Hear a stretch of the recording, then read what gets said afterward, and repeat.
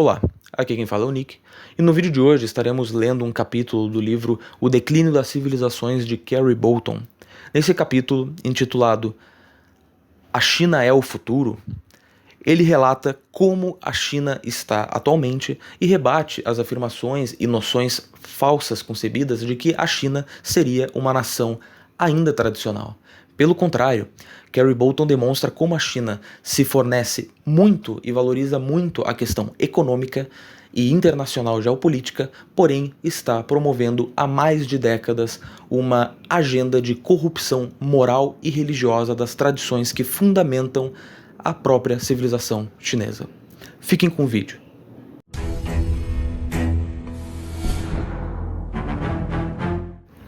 A riqueza não se equipara à saúde espiritual, cultural e moral. Como vimos, pelo contrário, a riqueza corresponde a ciclos de decadência. É a opulência do bilionário inchado antes de morrer de um ataque cardíaco por excesso, ou de alguma estrela pop ou celebridade de Hollywood sucumbindo às drogas e ao álcool. O poder econômico da China, assim como o dos Estados Unidos, é ilusório. A China se vê, como sempre se viu, como o foco central do poder mundial. No entanto, a riqueza da China existe como reflexo das técnicas ocidentais e do pensamento monetário. À medida que o poder econômico da China se expande, o mercado interno também continuará a se abrir, não apenas para as técnicas e ciências ocidentais, mas para a cultura de decadência que a acompanha. Como vimos, os imperadores chineses eram rigorosos em rejeitar qualquer influência estrangeira que pudesse minar a cultura chinesa, incluindo o comércio. Chiang Kai-shek também desejava seguir essa perspectiva. A resposta de Mao em sua busca pelo poder foi importar a doutrina estrangeira do marxismo ao mesmo tempo em que se promovia uma política rigorosa de destruição da cultura clássica chinesa e do confucionismo em particular. Amaury de Riencourt escreveu sobre a China que o que está faltando agora é o código moral. Ele via esse código moral como um renascimento do confucionismo, que era inevitável. E citava congressos confucionistas sendo realizados, peregrinos que visitavam os locais de nascimento de Confúcio como um santuário nacional, e as obras do sábio sendo vendidas em todos os lugares nas livrarias. Ele considerava o confucionismo como um dos códigos morais mais notáveis já concebidos. De Riencourt via o renascimento do confucionismo como o único meio de conter a corrupção inevitável. Ele concluiu sua edição atualizada de A Alma da China com a afirmação: um renascimento de uma nova forma de confucionismo deverá fornecer à China, no século XXI, a filosofia de vida abrangente que ela perdeu no século XX, quando sua interpretação tradicional desmoronou. Essa é a opção para a revitalização da China. Em relação à saúde da China, assim como dos Estados Unidos e da Europa, em termos de estatísticas econômicas, é tão significativo quanto julgar a saúde de um indivíduo pela opulência de suas roupas. Não muito pode ser diagnosticado da moral coletiva.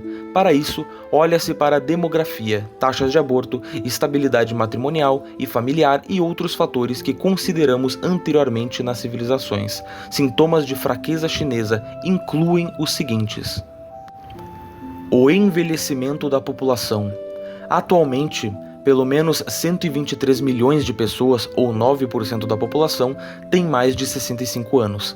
Estima-se que a China se torne a sociedade mais envelhecida do mundo até 2030. Até 2050, os idosos comporão mais de 30% da população. O colapso do casamento. 1 em cada 5 casamentos termina em divórcio, o dobro da taxa de uma década atrás. Em Pequim, 39% de todos os casamentos terminam em separação.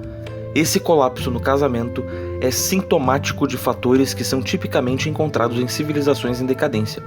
Xu Xin, fundador do clube de divórcio Viking em Xangai, um serviço de aconselhamento, afirmou: esta geração é muito mais centrada em si mesma, muito independente, e eles têm grandes expectativas em relação ao custo e ao retorno. Eles estão se declinando com essas novas liberdades, até mesmo a liberdade de se divorciar. O que Xu vê em uma geração livre, Spengler viu como o último homem e a última mulher da civilização tardia, libertos, entre aspas, dos vínculos de filhos, casamento e família, prósperos e absorvidos em si mesmos até se tornarem Felahen. Despovoamento rural. O despovoamento rural e a urbanização e proletarização dos camponeses são sintomas primários da decadência cultural. A população camponesa da China está diminuindo e a expansão urbana está avançando. A projeção de especialistas é que os habitantes das cidades subam dos quais 45% para 70% até 2040. O Instituto Global McKinsey afirmou que até 2025 muitas cidades serão construídas em localidades rurais. No entanto, longe de estudar essas tendências como sintoma de declínio, esses think tank só conseguem enxergar a urbanização como oferecendo um mercado consumidor expandido. Essa atitude em si é um sintoma de decadência. 9 comentários sobre o Partido Comunista Chinês. Uma das obras mais perspicazes sobre a China contemporânea foi realizada por tradicionalistas chineses, com os 9 comentários sobre o Partido Comunista Chinês, uma série de artigos que começaram em novembro de 2004 no jornal chinês Epoch Times, com base nos Estados Unidos. Sendo tradicionalistas, os autores conseguem enxergar a China além de simplesmente analisar estatísticas. Para eles, o Partido Comunista é um ataque ao próprio universo, uma violação da ligação entre o céu e a terra, o caminho, ou Tao, sobre o qual 5.000 anos de civilização foram baseados. Eles descrevem o caráter de uma cultura de acordo com a perspectiva tradicionalista. A cultura é a alma de uma nação. Este fator espiritual é tão importante para a humanidade quanto os fatores físicos, como raça e terra. Os desenvolvimentos culturais definem a história da civilização de uma nação. A destruição completa de uma cultura nacional leva ao fim da nação. Nações antigas que criaram civilizações gloriosas eram consideradas desaparecidas quando suas culturas desapareciam, mesmo que pessoas de suas raças pudessem ter sobrevivido. A China é o único país do mundo cuja antiga civilização foi transmitida continuamente por mais de 5.000 anos. A destruição de sua cultura tradicional é um crime imperdoável. A civilização chinesa perdurou através da manutenção de princípios espirituais fundamentais. Embora a nação chinesa tenha experimentado invasões e ataques muitas vezes na história, a cultura chinesa mostrou grande resistência e vigor, e sua essência foi continuamente transmitida. A unidade do céu e da humanidade representa a cosmologia de nossos ancestrais. É senso comum que a bondade será recompensada e o mal será punido. É uma virtude elementar não fazer aos outros o que não se quer feito a si mesmo. Lealdade, piedade, filial, dignidade e justiça estabeleceram os padrões sociais e as 5 virtudes cardeais de Confúcio: benevolência, retidão, cortesia, sabedoria e fidelidade. Lançaram as bases para a moral social e pessoal. Com esses princípios, a cultura chinesa incorporou a honestidade, a bondade, a harmonia e a tolerância. Os memoriais de morte do povo chinês comum mostram reverências ao céu, terra, monarca, pais e mestres. Esta é uma expressão cultural das tradições chinesas profundamente enraizadas que incluem a adoração de Deus, céu e terra, a lealdade ao país, ao monarca, os valores familiares, pais e ao respeito aos professores. A cultura tradicional chinesa buscava a harmonia entre o homem e o universo e enfatizava a ética e a moral do indivíduo. Ela se baseava na fé, nas práticas de cultivo do confucionismo, budismo e taoísmo, e proporcionava ao povo chinês tolerância, progresso social, uma salvaguarda para a moral humana e crença justa. A ascensão e queda de milhares de anos de história chinesa culminaram com a destruição voluntária de suas bases culturais e espirituais pelo Partido Comunista, com sua oposição ideológica inerente à cultura tradicional chinesa. Assim, a destruição da cultura chinesa pelo Partido Comunista Chinês foi planejada, bem organizada e sistemática, apoiada pelo uso de violência pelo Estado. Desde as fundações, o Partido Comunista Chinês nunca cessou de revolucionar a cultura chinesa na tentativa de destruir completamente seu espírito. Na China, o processo marxista de destruição cultural visou a família, assim como na União Soviética em seus estágios iniciais.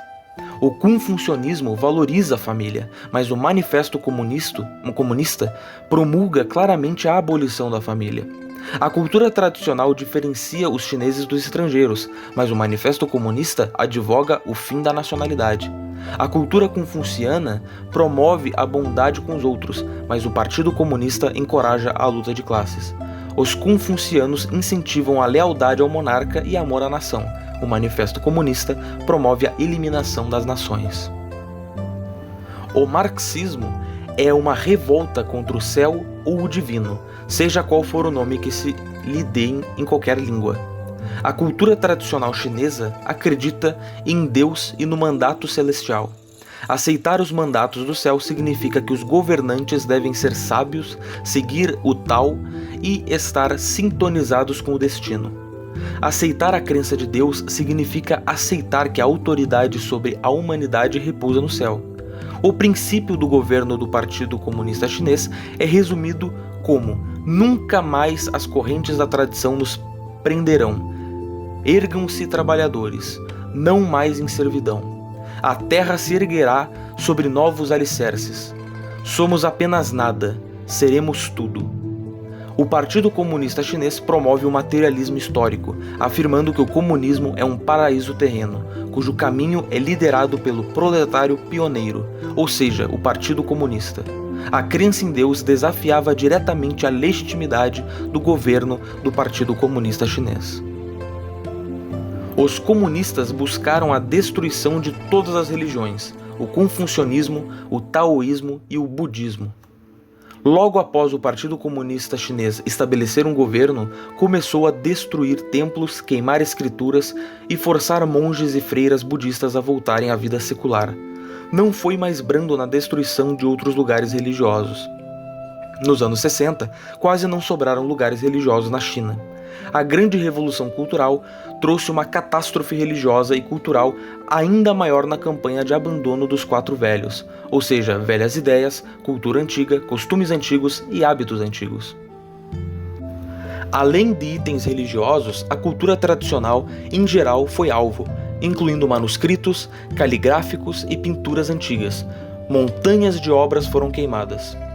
Citando Mao: o que o imperador Qin Shi Huang pode se vangloriar? Ele matou apenas 460 eruditos confucianos, mas nós matamos 46 mil intelectuais. Em nossas supressões de contra-revolucionários, não matamos também intelectuais contra-revolucionários? Eu discuti com as pessoas pró-democracia que nos acusam de agir como o imperador Qin Shi Huang. Eu disse que estavam errados, nós os superamos 100 vezes. Como vimos, um patógeno cultural como o marxismo ou o liberalismo não pode infectar um organismo cultural a menos que esse organismo tenha sido enfraquecido. Portanto, doutrinas como o marxismo e o liberalismo não são causas, mas sintomas que agravam as fraquezas já presentes. Os autores do 9 Comentários, como tradicionalistas, reconhecem os longos períodos de declínio que a China passou antes de atingir o estágio que permitiu que a doutrina dedicada à destruição total das tradições triunfasse. A destruição do Tao, da harmonia e da supremacia de um dogma materialista e centrado no homem tiveram efeitos catastróficos na paisagem, assim como em outros estados comunistas, e de fato nos estados liberais, onde a economia também é o foco. O ar, a água e a terra foram envenenados pela arrogância humana em desafiar o divino. O 6º comentário conclui: a China começou a se desviar de sua cultura tradicional na dinastia Song, 960 a 1279 d.C., e essa cultura tem experimentado constantes depredações desde então. Após o movimento de 4 de maio de 1919, alguns intelectuais ávidos por sucessos rápidos e benefícios imediatos tentaram encontrar um caminho para a China, afastando-se da cultura tradicional em direção à civilização ocidental. Ainda assim, conflitos e mudanças do domínio cultural permaneceram foco de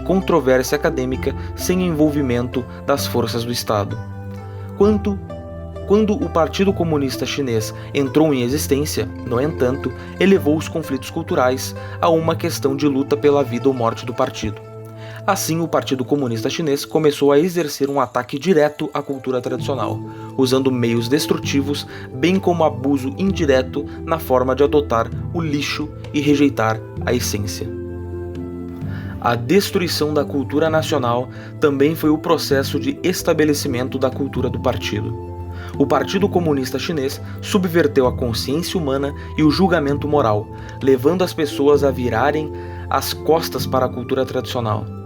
Se a cultura nacional for completamente destruída, a ascensão da nação desaparecerá com ela, deixando apenas um nome vazio para a nação. Isso não é um aviso exagerado. Ao mesmo tempo, a destruição da cultura tradicional nos trouxe danos físicos inesperados. A cultura tradicional valoriza a unidade do céu e dos seres humanos e a coexistência harmoniosa entre os seres humanos e a natureza. O Partido Comunista Chinês declarou uma alegria interminável em lutar contra o céu e a terra. Essa cultura do Partido Comunista Chinês levou diretamente à séria degradação do ambiente natural que aflige a China hoje. Tome-se como exemplo os recursos hídricos. O povo chinês, tendo abandonado o valor tradicional de que um nobre valoriza a riqueza, mas a obtém de maneira decente, devastou e poluiu de forma desenfreada o âmbito natural. Atualmente, mais de 75% dos 50 mil quilômetros dos rios da China são inadequados para a habitação de peixes. Mais de 1/3 da água subterrânea já estava poluída há uma década, e agora a situação continua piorando. Os 9 comentários são um documento notável.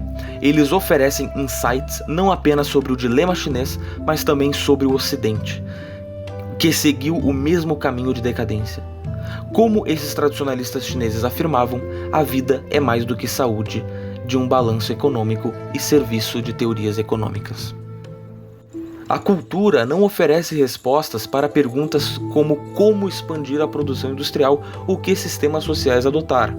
Em vez disso, desempenha um papel importante no fornecimento de orientação moral e restrição.